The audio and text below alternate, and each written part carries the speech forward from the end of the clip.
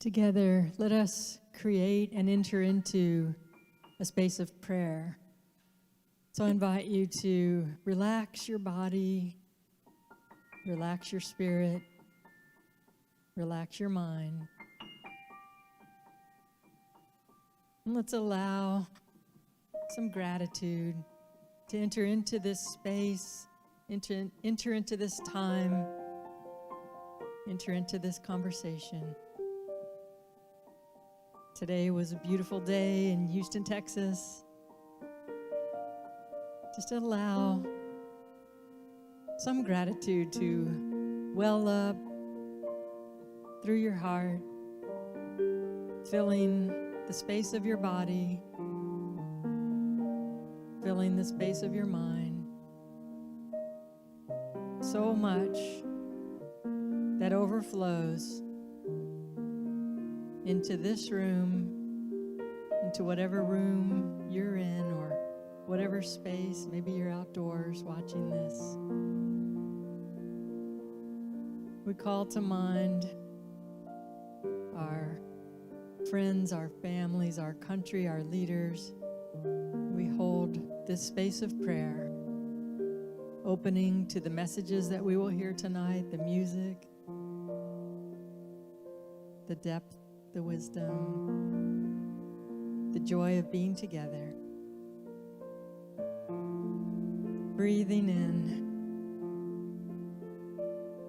I am, you are, and so it is. Amen.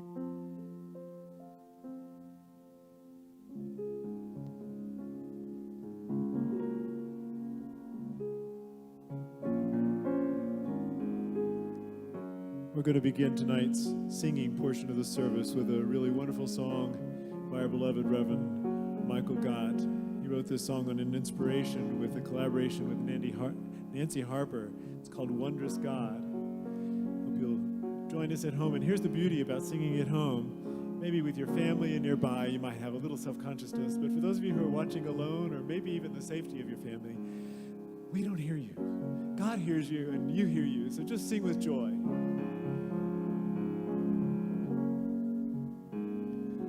Wondrous God,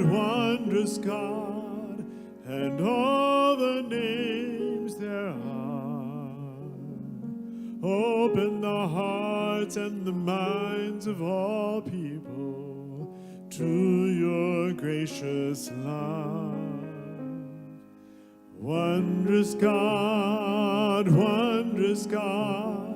and all the names there are. Open the hearts and the minds of all people to your gracious love. Begin with me. Begin with me. Let's try that again. Wondrous God, and all the names there are. Open the hearts and the minds of all people to your gracious love. Wondrous God, and all the names there are. Open the hearts and the minds of all people to your gracious love.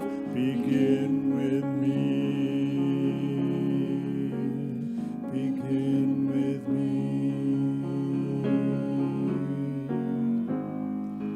Wondrous God, and all the names there are. Open the hearts and the minds of all people to your gracious love. Wondrous God, and all the names there are. Open the hearts and the minds of all people to your gracious love. Begin with me. Begin with me. Begin with me.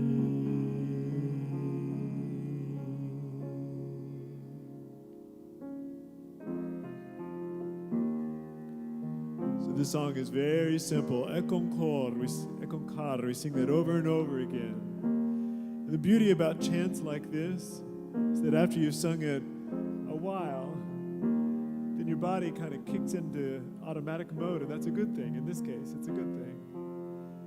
Because then your body transmits the idea, while your mind and your thoughts and your spiritual prayer can kind of take their own path. You don't have to be so engaged with your brain. Kind of let it have a little break. Super, super simple. Ekonkar.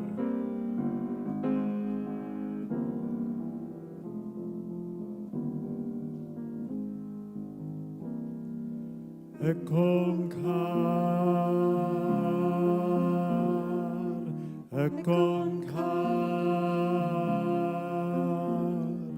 Ekonkar,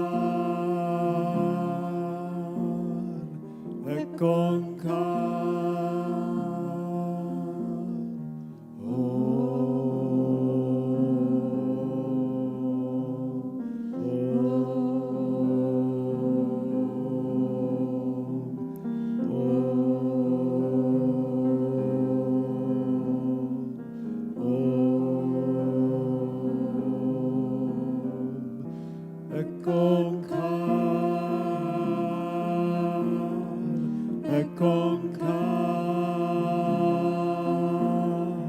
Ekonkar.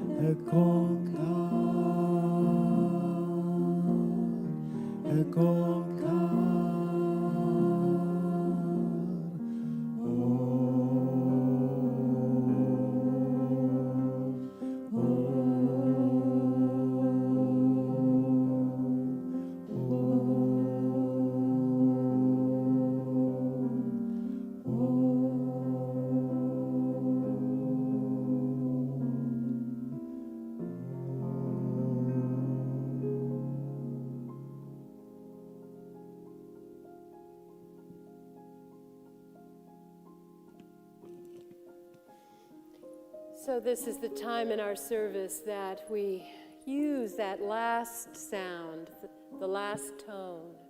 We use it as a vibration to focus and to center ourselves, to feel that toning inside of our own bodies now as a holy vibration of oneness and of wholeness, of connection to all that is. And so I invite you now to take a deep breath in. And as you breathe and as you relax, as you let go, simply allowing yourself now in this moment to fully relax and to become present here, now. This is your time apart. We feel ourselves now moving into a sacred space, a holy space. a place where we are one with all that is. We always are in truth. We don't always recognize it or feel it. But in this moment, let us feel the margins of our being to begin to expand into the room in which you're seated. Feel yourself now begin to grow with each breath, more fully expanding from your heart center outward into the fullness of this room. No matter the size, allow yourself to expand your light energy, your love, your soul, the part of you that is invisible and yet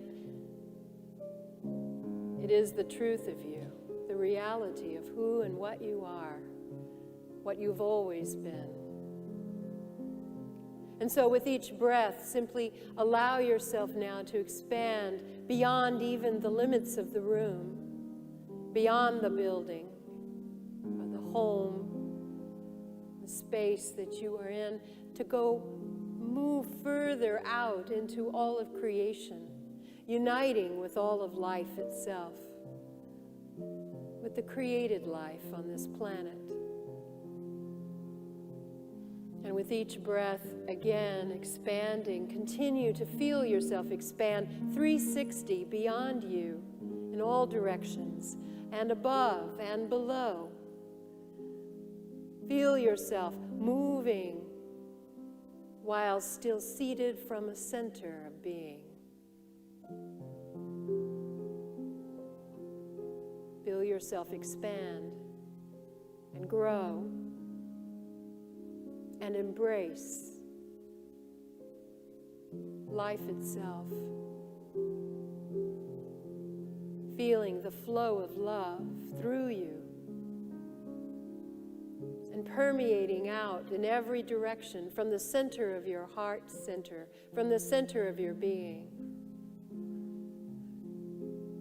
embracing all of life, all sentient beings, expanding beyond.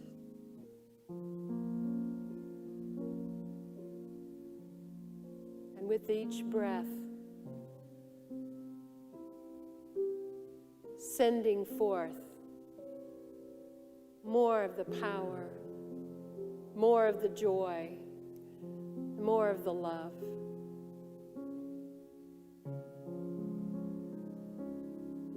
And in this expanded space, in this moment now, let us begin an ancient practice using our holy breath. I invite you to notice your breathing and to breathe in through your nose, and as you do, drawing in peace. Hold it and release through your heart love out, all the way out. And when it's expressed, hold it for a second and breathe through your nose peace. And out through your heart, love for the planet.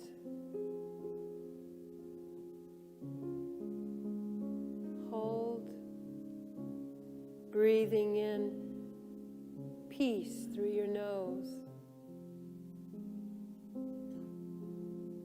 and out through your heart, love for all the world, for all the universe. Hold in with peace through your nose.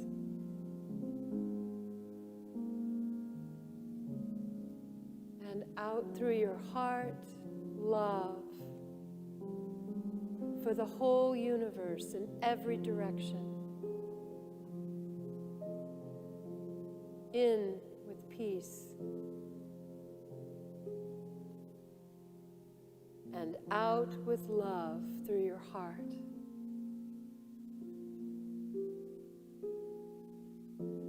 keeping this sacred rhythm, in with peace, out with love, and watch what happens as the love moves out from you in every direction. Where does it go? Breathing in the peace, and notice where it goes in your body, in your being. How peace brings equanimity and serenity and stillness, harmony and balance. And out with love through your heart. And holy love goes about its work, guided by divine intelligence.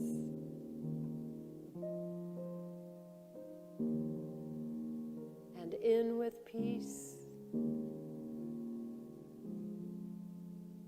and out with love.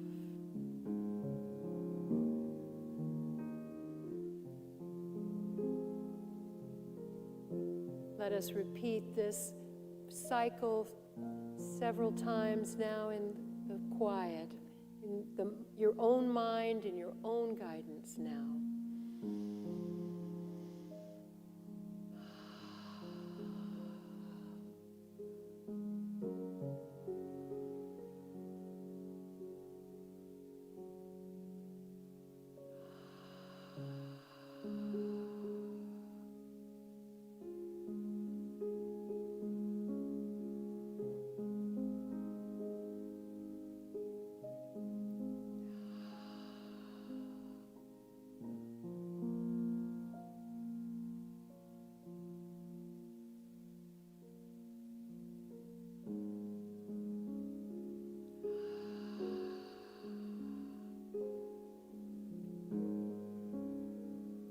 Let us together draw our breath in peace.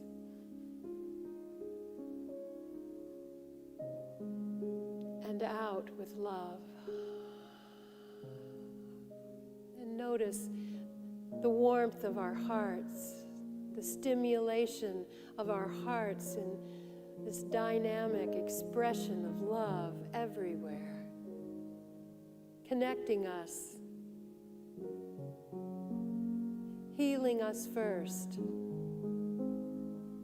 and uniting us with all of life everywhere. All of the good, all of the love, the peace that passes understanding nourishes us and brings comfort and wholeness and harmony. And out through the portal of our hearts, divine love takes its place in the world, uniting every life, bringing growth and healing and strength and power, bringing forgiveness, bringing union, bringing light,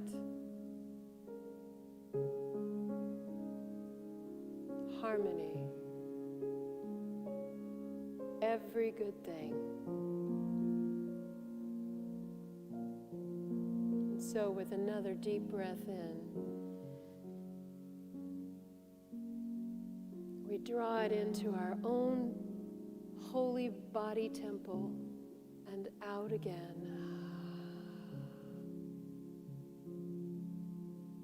Knowing that we are the light, the holy fires burn within us, such that the breath out heals the world, unites it in holy love.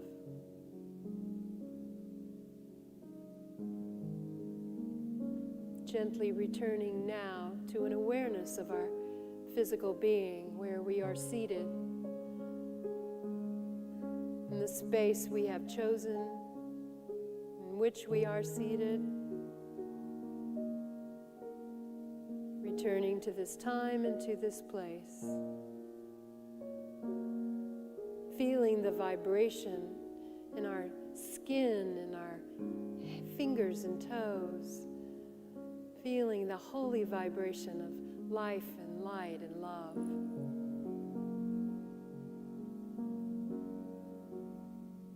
Beautiful peace.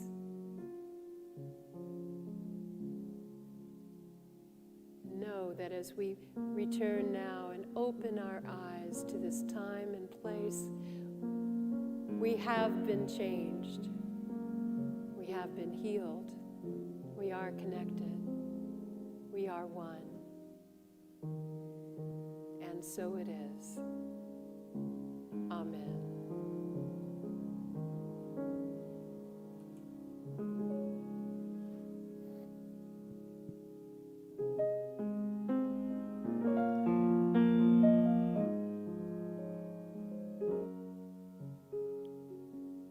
With our attention, with our focus, we change the energy structures in our environment. We change the energy structures in this world.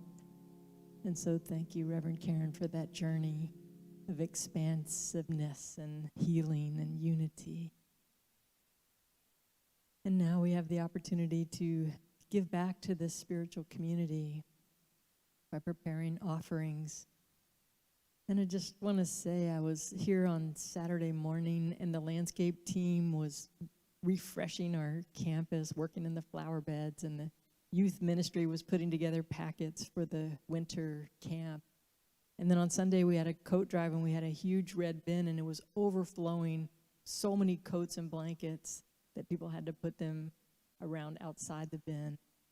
And I was on campus today and there was a Houston Food Bank had an 18-wheeler parked out front, and our Unity in the community were giving out fresh food to a long line of cars. And so we are a spiritual community that takes action in the world. And our action includes our beautiful music. Thank you, David. Includes our meditations, includes our prayers. So we are a community that takes action, and thank you for being part of that. So you can give with a text-to-give number on your screen. If you're joining us here in this beautiful pyramid, there will be a little box. You can put your offering in there. And let us bless our gifts with our offering prayer. Divine love, through me, blesses and multiplies all the good I am and have, all the good I give and receive, and we are grateful. So it is.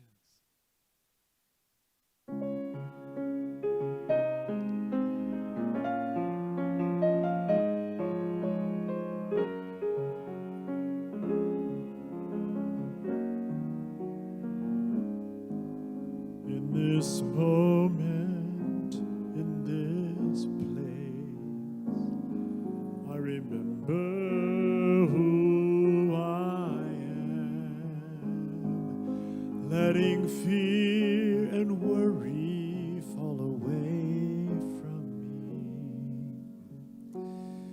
I open my eyes and see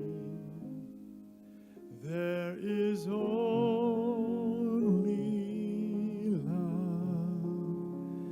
There is only love. Love that heals, love that sets us free. There is only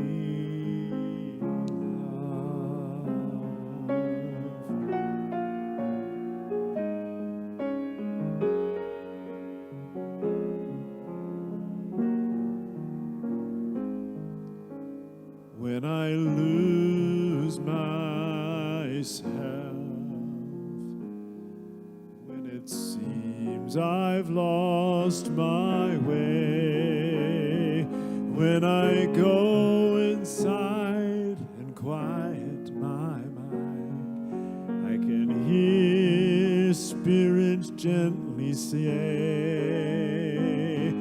there is only love.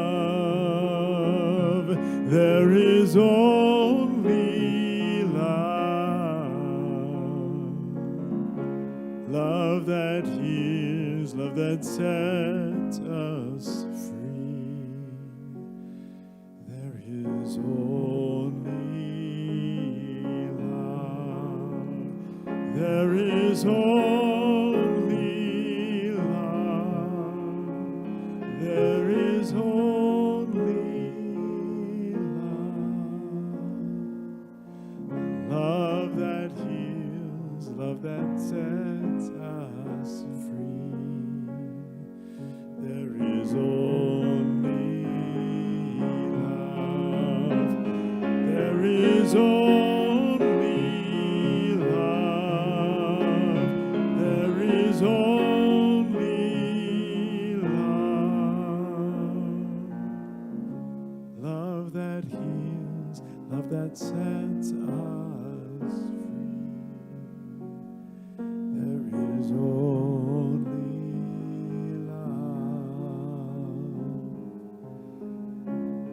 love that heals, love that sets us free.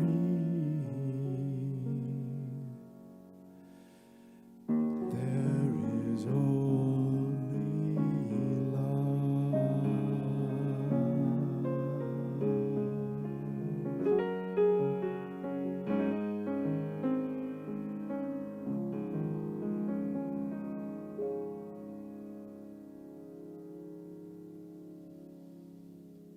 You, David, that was lovely.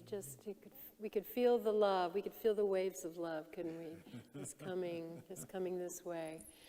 Reverend Sheila Shirley, thank you so much for being with us this evening. We are knowing that Reverend Jean Marie is taking a couple of days off, and we're just missing her, and we are so pleased and delighted to have Reverend Shirley with us to kind of support our plans this evening and to be a part. So we're so blessed to have you. Thank you so much for being a part of us. This evening, I am picking up the thread that Reverend Jean Marie started last week with a new series that is from a book by Wayne Muller called How Then Shall We Live? And it involves 4 questions. And each week we are working with a different question. Last week, Reverend Jean Marie worked with who am I? Like trying to discern what am I, who am I, what makes up my identity. And she explored that beautifully, just did a wonderful 360 on exploring that notion. Well, this week, it's my privilege tonight to talk about what do I love? I talk about love a lot. I've been trained with a therapist that I worked with who really mentored me so well, and she would ask me that, what would you love? And I always thought, well, that's beside the point, isn't it? I mean, it's not what would I love? Well, you can't have that. I was just going for the practical. I was going for the stuff, the thing, the whatever. And she taught me that out of all these things that are possible, to navigate ourselves consciously by what we love will bring us much greater happiness. It's a shortcut to the thing we really wanted all along, isn't it? It's to recognize that love is not only our essence, but it's our birthright. And it is our opportunity to follow the lead and to follow the guide. Jesus said it that way in Matthew 6:21 when he said, "For where your treasure is, there your heart will be also." In other words, what is it you love?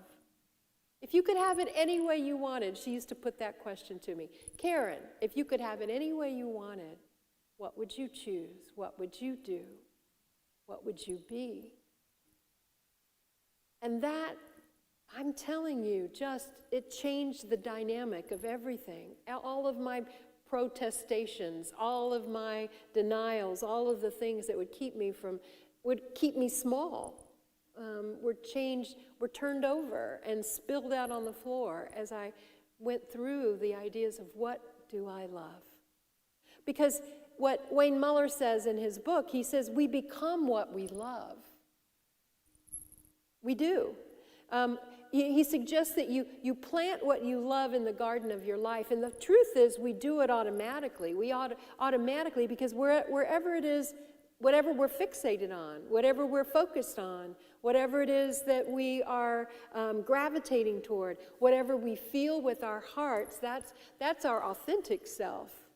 But we can sometimes fall in love with things that are not really good for us and not really in our best interest. And a lot of those things come from our minds, from our egos, from our old wounds, that we think that what the problem was back there is that we didn't have enough of this, or that person's love, or that person's attention. And so we seek it in all of our other relationships, and we become fixated on it. So that's one way that we plant our garden with, I would suggest, weeds at times. You know, our garden can be full of those misunderstandings about what is really going to bring us happiness.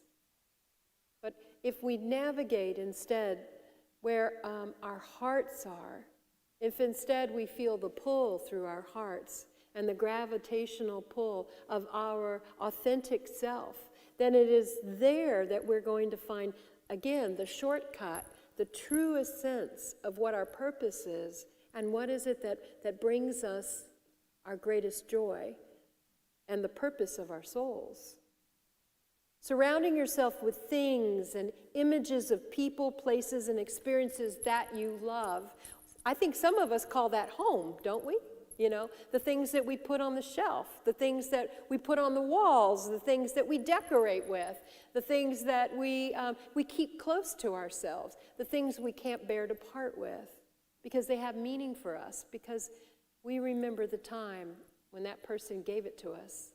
We remember the time we saw it on our grandparents' shelf, and now I'm the lucky owner of that beautiful crystal that I remember so many times in my grandmother's house. Those kinds of things. You know, we often discount materialism and superficial things, and certainly we can live without them, and certainly things come and things go. But there is a value in recognizing the harmony of a vibrational connection with something that has meaning for us, that is symbolic or representative in a deep way, or that reflects back to us love from long ago, so that in your home, or sometimes in our offices when we go to the office, I don't know how many of us are going to an office anymore, but when we go back to the office, many times the things that really reflect back our love and the things that we value back to us, that feeds us on an unconscious level. Rumi says this: whatever you wish to marry, go absorb yourself in that beloved. Assume its shape and qualities. Remember, Wayne Muller says you become what you love? He says, go absorb yourself in that beloved. Assume its shape and qualities. If you wish for the light, prepare yourself to receive it.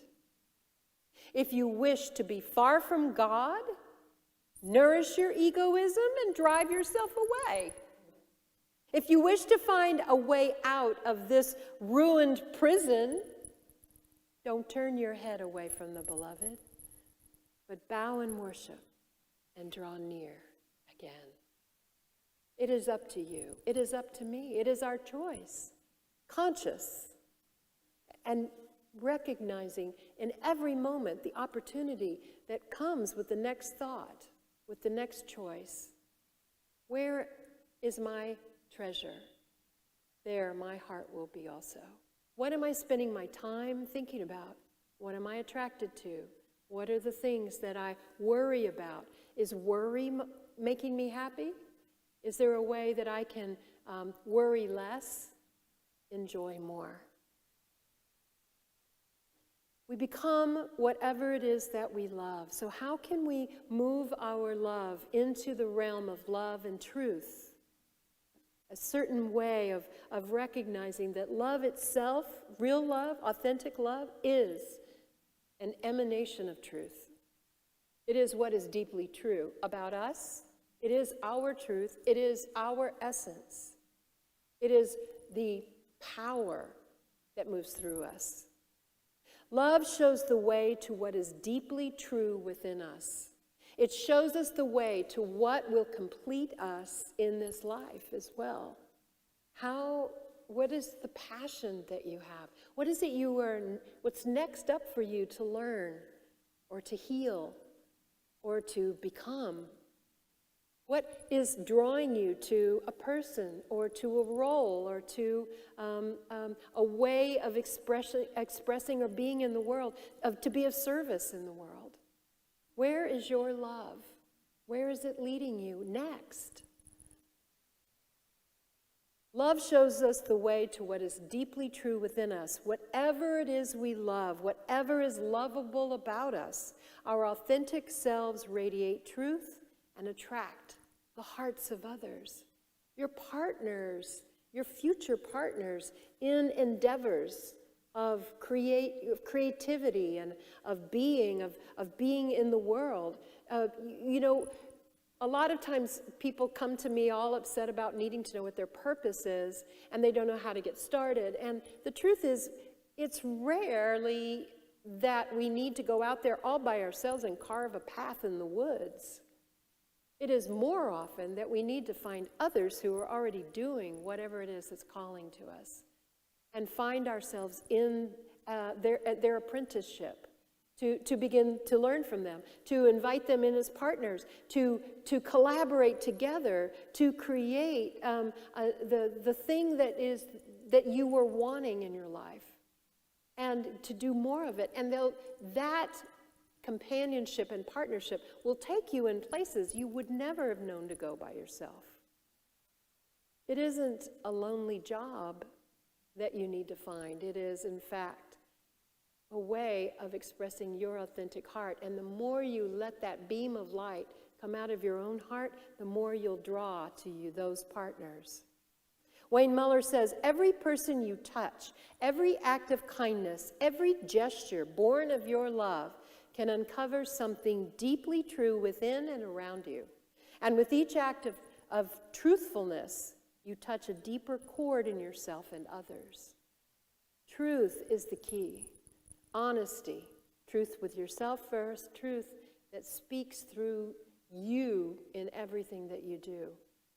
Ralph Waldo Emerson says, our life is an apprenticeship to truth. That around every circle, another can be drawn. And under every deep, a lower deep opens. We are constantly evolving and unfolding. We're not done yet. There's no graduation ceremony of this human life and say, congratulations, fully human. You did it. Run out there and be human now. It's like, no. The very nature of our humanity is, in fact, our evolution. It is our evolving. It is our growing. And we do it in community. We do it with one another. We do it in the circle of love and what love draws into our lives. Wayne Muller says another pairing up, besides love and truth, is love and attention. He says, what we focus on, our hearts resonate with, and we become identified. So whatever it is that we're focused on, whatever our attention is on, we become more like it, and we begin to attract more of it to us. Meister Eckhart says, the spiritual life is a process not of addition, but of subtraction. So what that means is not that you need more and more people or more and more stuff, although that might come into your life. What it really is about is that the spiritual life becomes solidified, becomes focused, becomes clearer, such that you realize that all of these things are nice, but none of them are permanent. But there is something permanent inside of us. There is something eternal inside of us that already stripping away all of the ego and all of the the ideas that we have about who and what we are and what we're not, and what we need to be complete. All of those things are the things that get in the way, and that when we finally move back deeper into the treasure of our heart, the authentic self, the place through which love flows, that in that moment we realize it's really very simple. It is what we are already, right now. It will of itself create the evolution in our lives. Muller says, people who love are naturally teachers. In other words, if you're in love with something, you love learning about something, you love having something, you love knowing about things, the more that you are a part of that, the more you want to tell other people about it, yes? The more you want to show. Well, you know, I got this when I was there. You know how they make these? Do you know where they make these from? You know what they come from? They start, and people who like couldn't care less are drawn in. They learn something at your hand, not because what you're saying is so amazing, although it might be, but rather because you are so in love with it that your love becomes an attractant for their attention, and they grow in that awareness with you. People who love are naturally teachers, he said. Lovers are useful people because they wake us up. People who love, people who live in an awareness of the things they love, who do the things they love, who have the great opportunities to be actively involved in the things that they love, to do or to be. Think of the teachers in your life, those educators, that were most inspirational to you. Did they not love what they taught? And their love was contagious, wasn't it? I remember being in, I want to say, I think it was fourth period. No, I was going to say fourth grade, but it wasn't. It was in high school. I was a freshman in high school, and it was fourth period. That's what it was. And I remember my world history teacher. Now, yawn, I didn't care for history at all, because it was just, to me, memorization, memorizing dates and events and places, and I just didn't have any appetite for that. But I didn't know history was stories.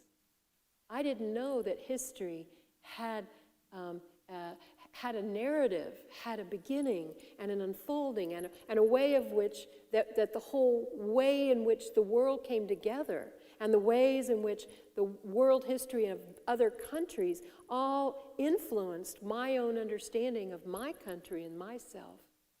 I didn't know that's what world history was until I was taught by someone who loved to teach it.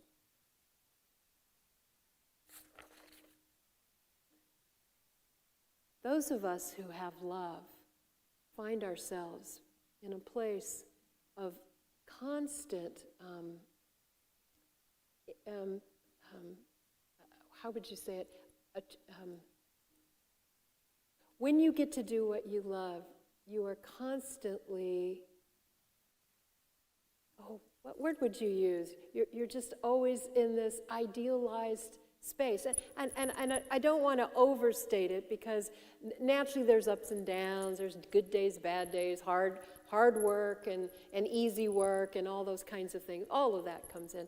But for the most part, you're always engaged in something that is, your attraction is the thing that you love, and you love to be about it. Love also has a language. Love and language can come together because it's what draws us together. The words that we use to describe things can draw people in and can help engage them and include them. Muller says, this story in the book. He said that Christina was born prematurely as an infant and put into an incubator whose oxygen supply failed while she was in it. And because of that, as a result, she lost her hearing. As a young child, she learned how to read lips and developed her speech amazingly well for someone who had lost her hearing from birth. At 35 years of age, she attended a retreat with the author, Wayne Muller, and he said that as she introduced herself, that she told him that she would have to keep her eyes open to read his lips, to follow the guiding meditation that he was leading. And they did several meditations together that way. After a few meditations, the discussion was about what we love, he said. And she shared, I love language. I love to be able to speak, to communicate. I even learned French because it feels so good in my mouth. She went on, I love breathing. You see, when I was in the incubator, I couldn't breathe because there was no oxygen. So now I love my breath. Every breath feels like a beautiful gift. I'm so grateful for my breath. That right there is a spiritual teaching from a highly evolved individual who has been through some challenges in her life and has come full circle to knowing what's really important and what the benefits of what really matters. Remember, Meister Eckhart said, spiritual life is not addition but subtraction. You lose something, but you gain so much more with the right heart, with the right attention, the right amount of love.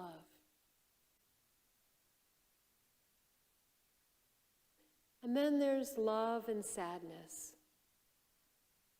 You know, healing loss is a very, very human activity. Healing the losses in our lives seems like a repetition that happens in every human life multiple times. Different size losses, of course, but on a regular basis, we lose things. Things that we thought would be coming, we lose things we expect, and we feel the grief of that loss. When things don't end the way we wanted, when things don't last as long as we wanted, when people leave or lost, or we lose them, we grieve. Healing loss is like an open wound. We find that if a loss continues to be painful and difficult and challenging and becomes a burden that we can't seem to get around or to get past, if it can't heal after a long time, it's like an open wound in our body. Something is interfering with the natural process of healing, because grieving is a natural process that leads us to wholeness. But if we can't get there, there's something that's getting in the way. In medicine, when a wound won't heal, we usually suspect that a foreign body is lodged in there somewhere, that it's causing irritation and infection, and that it's keeping the wound from healing the way the body would naturally want it to do. The foreign body has to be removed, and the wound cleaned and supported and growing back together with bandages. Our thoughts or beliefs, our expectations can create foreign bodies or unforgiveness in the wound of the heart. Our grieving can keep us stuck. how we know the difference, because grieving happens for different lengths of time, depending on the depth of the relationship, the importance of it. It matters how much support we have and permission sometimes to be able to let go of things, to be able to feel our love again. Grief is meant to be a natural transcendence, a transformation from what we were to what we were becoming. You know, you don't think that. We think it's because it's about the loss of this person or the loss of this position or this circumstance in our lives. But what it really is it's a change in us because it's fundamental and it's deep. Grieving is a natural way to heal our hearts and to make us more compassionate and to grow depth within us. It's all about changing us. It's all about growing with us. We might identify with our wounds also in a way that isn't healthy. Becoming aware of our deep feelings and beliefs surrounding our wounds is important and takes time to focus on them and to feel them completely, depending on the depth of the wound. But identifying with the wound, becoming that thing, and making it a permanent circumstance, it can cause, it retards us in a way. It holds us back, it holds us small. And it creates a permanent festering wound that isn't healthy and is not true about us. Muller talks about something like that, about a situation that this one young woman had. He said Jessica was sad and angry when she had a miscarriage. And after a while, people in her life insisted that she just get over it and get on with her life. Yet she didn't feel ready to do that. She goes, "I'm angry. They won't let me grieve," she said. She spoke of how selfish and insensitive they were. She felt alone and abandoned in her loss. So Muller asked her, "And the child you lost, what do you need to say to the child?" She was stunned by that question. She'd never spoken to her child. Her attention was on her family and their reactions to her. She was quiet for a time, and then tears filled her eyes. She said quietly, "I love you. I miss you. I miss you so much." And then she began to weep at great depth.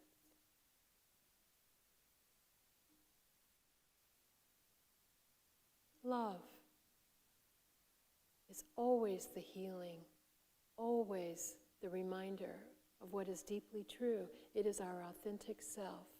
It is what will come through when we have let go of everything that keeps us from the love.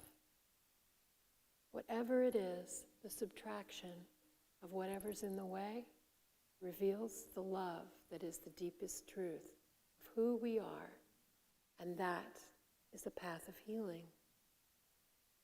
And finally, love in community with others. Hurricanes, floods,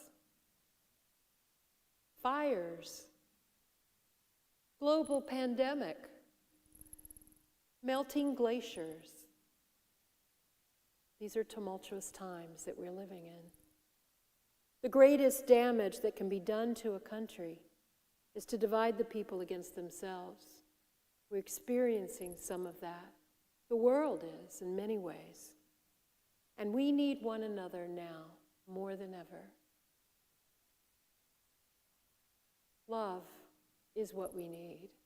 Love is what draws us together, what connects us, what helps us to find how we're alike, what it is that we share, what is it that we want together. How can we have and make a new world that really has space and room for everyone in it. Rebecca Solnit says, when all the ordinary divides and patterns are shattered, people step up to become their brother's keepers. And that purposefulness and connectedness bring joy even amidst death, chaos, fear, and loss. It is as integral to our health and our well-being to give love to others as it is to receive love from them. Love is our holy gift to the world. Willa Cather said it like this. She said, where there is great love, there are always miracles. Namaste.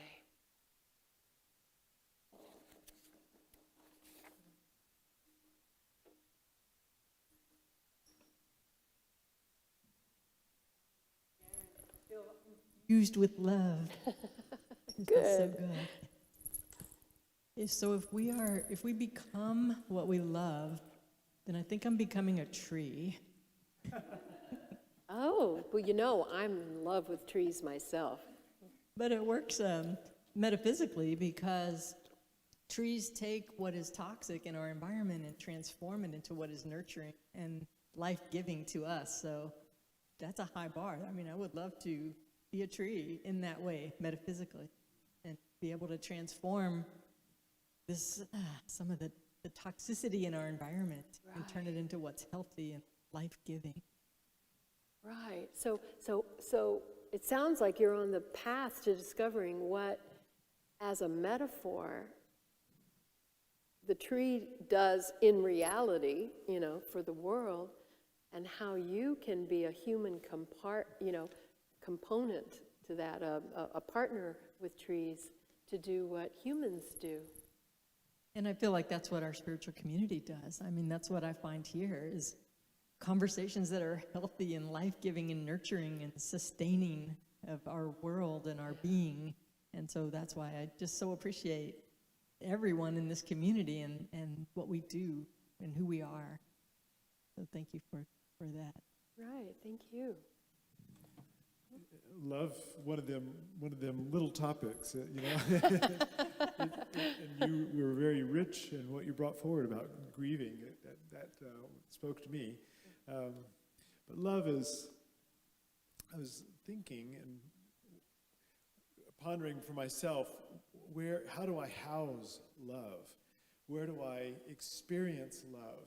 Because, you know, I have feeling states, you know, hitting on all registers of love. You know, there's philios, there's eros, there's agape, and I can feel all those viscerally. I can actually have body sensations associated with those different zones of love. And then I can even conceptualize love. You know, I can, you know, with my mind, I can love a tree. I can love the planet. I can love my enemies. I can love, but I'm listening to you talk, I'm wanting the tool. You know, what do I love? You know, where do I put my attention? And so I decided to simplify. So, because I'm feeling a little overwhelmed by my own feelings, actually. Sure. And then reflected on something I know, and that is, if you want to know what you've been praying for, you know, what you've been loving, look at what you have. And if I don't like that, then I can love it, and then I can use it as I can transfer. You know, like, and I've experienced with that. I'm sure everyone does. That you think of something, you have unconditional love for it. It's a feeling state. You know, for me, I was I am really loved by my family.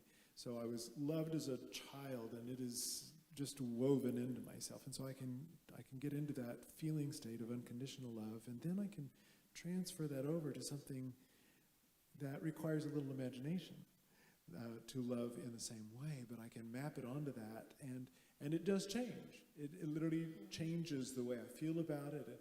And I love what Sonja said earlier this week, that We create our future from the present. So from this state of being now, I can actually look at, well, what do I want to love? And then love in that direction as a tool. Exactly, exactly.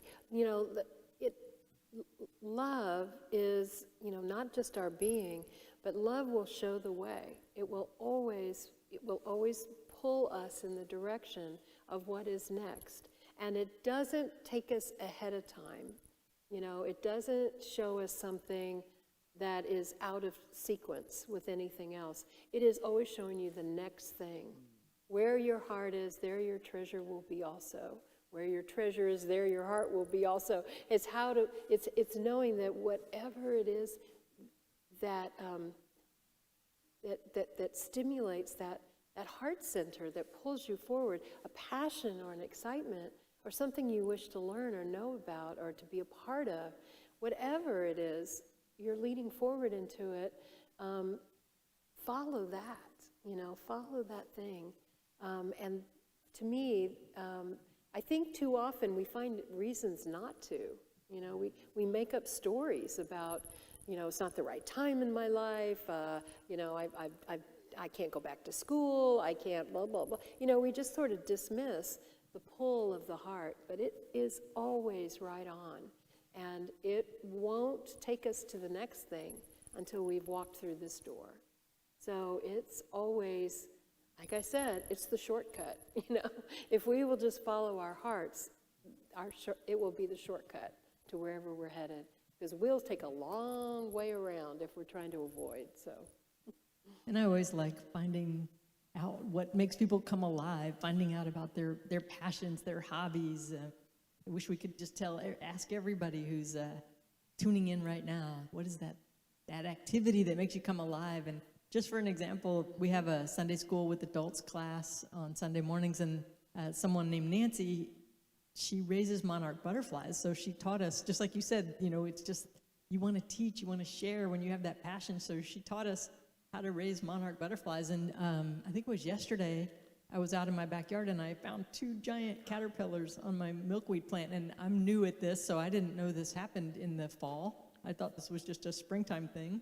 But I brought them in, and it's just so fun to watch the caterpillars, because they chew up all the leaves and then they make a cocoon and they become butterflies. And so just if we can all just come alive, this world would be so happy, so much happier. Exactly. Just like when we were children, we knew how to do that automatically. It was so natural, We would just go after whatever we wanted, right? Whatever we wanted to know about, whatever we loved or thought we could love or whatever. This is it. Can you do a little epilogue on what you were saying about there's love and truth, and then there's love and intention, love with intention, love and attention. Love and attention or intention? Attention. Attention. Okay. Attention, wherever your attention is, whatever you're focused on. Okay. All right. Well, I'm glad I clarified that, because I was hearing a different story in my head. So are you asking for just a review of those things that was from the book? Yeah. Yeah. Well, at just clarifying what the word was, because I heard love and intention, and I have to say I was a little hung up on it. It seemed a little love and attention is really different. Yeah, it's whatever has got your attention, and wherever you're focused. So that's where we sort of like miscreate, because we allow ourselves to be drawn into our worries, our fears, the things from the past or whatever. But if we can be awake and aware, we can redirect our attention to something we really want more of, and that's how we change what we've planted in our garden, right? Is I want more trees, I want more joy, I want more butterflies, I want more, I want more music, I want more love, so how can I attract that, and how can I become that? So those are the questions to ask. Amen. So now we'll move into a time of prayer for ourselves, our friends, our families, our leaders, our world, just whatever is on your heart, your cares, your concerns, your celebrations. So just breathing in focusing on the heart, calling to mind our loved ones, calling to mind those who challenge us, because they are sometimes, often actually, our greatest teachers. So breathing into this space, Reverend Karen created this beautiful space of love where everything is infused with this love, our bodies, this room, your room, wherever you are. And so we are invited to just speak the names out loud or silently into this sacred space.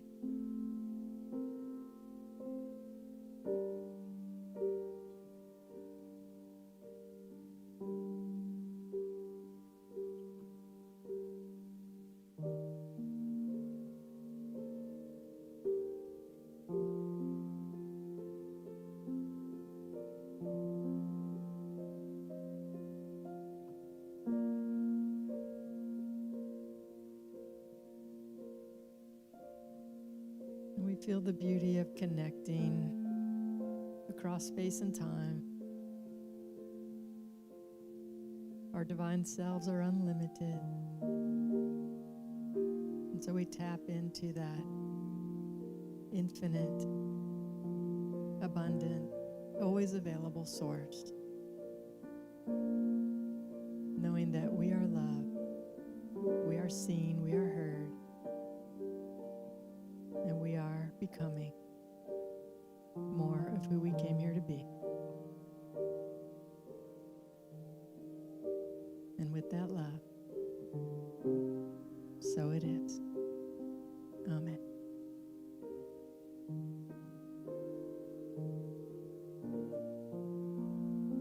Thank you for contributing to this space tonight. We are a thriving community, even though we don't go visit our offices hardly ever anymore. We still have a lot going on. So some opportunities to connect. Starting this Friday, there's a class, Healing and Wholeness. It's online with Reverend Jane Marie Eck and our ministerial intern, Sonja Mathis. It's 6:30 to 8:30, a 5-week class, again, starting this Friday, November 20th, and you can sign up online. There's a suggested love offering of $10 to $20 per week. Ladies, self-care this Saturday, the Unity Women's event online on Zoom. It's self-care for holiday ease. That's from 2 to 4 this Saturday. Donations, and you can register on the website. Next Wednesday, it is Thanksgiving Eve. Don't know if you realized Thanksgiving was coming up so soon. Kind of snuck up on me. We're going to be in the sanctuary next Wednesday for a Thanksgiving Eve service. It'll be led by all of the Unity ministers, so there'll be 6 of us. It's at 7 p.m., and you can watch online or RSVP on the website and attend in person, again, in the sanctuary next week. On Thanksgiving, we normally have a big potluck here on campus, but this year, doing things a little differently. It'll be a progressive dinner via Zoom. So noon to 2 p.m., you can RSVP online, and what will happen is you'll be put into a different breakout room for every course of your meal, so you'll be able to socialize with people while enjoying your Thanksgiving. New member orientation is coming up, and for the very first time, we are welcoming members from anywhere in the world, so you don't have to attend in person or be in Houston to be a member of Unity of Houston these days. So virtual orientation is Tuesday, December 1st, 7 p.m., and there'll be a recognition in the Sunday service on December 6th. So again, you're invited to become a full-fledged member of Unity of Houston. Coming up on Saturday, December 5th, it's an annual event that a lot of us always look forward to. It's our Christmas concert. Beautiful music, funny, fun, and also very deep and emotional and passionate, and there's decorations, and it's just a great way to... Thank you, David, getting us in that holiday spirit. It is a great way to kick off the Christmas season. So again, that's Saturday, December 5th, 7 p.m., Suggested donation of $15 a person, and you can attend in the sanctuary by RSVPing in advance, or you can watch on the live stream. And that is it for our announcements. As you leave this evening, please keep your masks on. Everything we do on campus is socially distanced and with masks, so we are compliant, and our safety team makes sure of all that. They're very on top of things, so we appreciate that. And we'll join in our metta practice, led by Reverend Care. So you'll see on the screen the metta practice that we repeat together. So let us do so now. By the power of this practice, may all beings have happiness and the causes of happiness. May all beings be free from suffering and the causes of suffering. May they know the sacred joy that arises in the space beyond suffering. May they rest in equanimity that knows no grasping or hatred. May they experience the equality of all beings. May my practice be of benefit to all.